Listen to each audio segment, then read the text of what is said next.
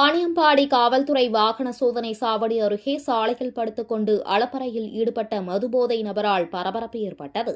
திருப்பத்தூர் மாவட்டம் வாணியம்பாடி அருகே உள்ள சென்னை பெங்களூரு தேசிய நெடுஞ்சாலை மற்றும் வாணியம்பாடி திருப்பத்தூர் நெடுஞ்சாலையை இணைக்கும் முக்கிய பிரதான கூட்டு சாலையில் உள்ள கிராமிய காவல்துறை வாகன சோதனை சாவடி அருகே மதுபோதை ஆசாமி ஒருவர் அவ்வழியாக செல்லும் வாகனங்களுக்கு இடையூறு செய்து சாலையில் படுத்துக் கொண்டு அளப்பறை செய்துள்ளார்.